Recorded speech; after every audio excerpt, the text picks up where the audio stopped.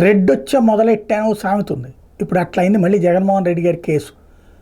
ఒక జడ్జి గారు మొత్తం కేసు అటు సిఐడి అటు సిబిఐ ఈడీ వాళ్ళ వాదనలు వింటారు, ఇటు జగన్మోహన్ రెడ్డి దాంట్లో ఆ కేసులో నిందితులు అందరి వాదనలు వింటారు. మొత్తం ఫైనల్గా అంతా ప్రిపేర్ అయ్యాక తీర్పు ఇద్దాం అనుకుంటారు.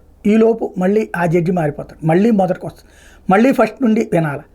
అంతకుముందు వినేశారు కదా అని చెప్పి తీర్పు ఆయన ఇవ్వలేదు కాబట్టి మళ్ళీ ఈయన మొదటి నుంచి వినాలి. ఇప్పుడు అట్లా మళ్ళీ మొదటికి వచ్చింది. సుప్రీంకోర్టుల దాకా వెళ్ళినా జరుగుతున్నటువంటి కథ ఇది. ఆంధ్రప్రదేశ్ సీఎం జగన్ కేసులకు సంబంధించిన విచారణ మళ్ళీ మొదటికి వచ్చింది. అక్రమాస్తుల కేసులో ప్రధాన నిందితుడు వైఎస్ జగన్మోహన్ రెడ్డి, విజయసాయిరెడ్డిలతో పాటు నిందితులు దాఖలు చేసిన సుమారు 130 డిశ్చార్జ్ పిటిషన్ల మీద విచారణ హైదరాబాద్ సిబిఐ ప్రధాన కోర్టు జూన్ 5వ తారీఖు వాయిదా వేసింది. గతంలో నిందితులు దాఖలు చేసిన డిశ్చార్జ్ పిటిషన్ల మీద తీర్పు వెలువరించాల్సిన సమయంలో న్యాయమూర్తి బదిలీ కావడంతో పిటిషన్లను తిరిగి విచారణ చేపట్టడానికి రీఓపెన్ చేయడానికి ఏడాది ఏప్రిల్ 30న ఉత్తర్వులు జారీ చేసిన విషయం తెలిసింది.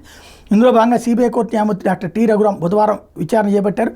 జగన్ తరపు న్యాయవాది జి అశోక్ రెడ్డి వాదన వినిపిస్తూ 2 రాజకీయ పార్టీలు వేసిన పిటిషన్ల ఆధారంగా హైకోర్టు ఉత్తర్వులు జారీ చేసిందని, హైకోర్టు ఆదేశాలతో సిబిఐ ఎఫ్ఐఆర్ నమోదు చేసిందని చెప్పారు. ఒకే ఎఫ్ఐఆర్ ఆధారంగా సిబిఐ 11, ఎన్ఫోర్స్మెంట్ డైరెక్టరేట్ 9 అభియోగ పత్రాలు దాఖలు చేశాను.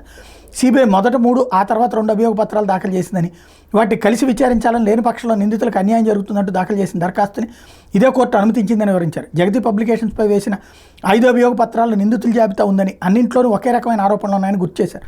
డిశ్చార్జ్ పిటిషన్ల మీద వాదనలు ముగిసిన పలు కారణాలు వాళ్ళ తీర్పు వెలువడలేదన్నారు. ప్రస్తుతం వేసవి సెలవులు ప్రారంభమవుతున్నాయని, అవి పూర్తయిన వెంటనే వాదనలు వినిపించడానికి సిద్ధంగా ఉన్నామని కోర్టుకు వినిపించారు. దీంతో న్యాయమూర్తి అన్ని పిటిషన్ల మీద విచారణ జూన్ 5కి వాయిదా వేశారు.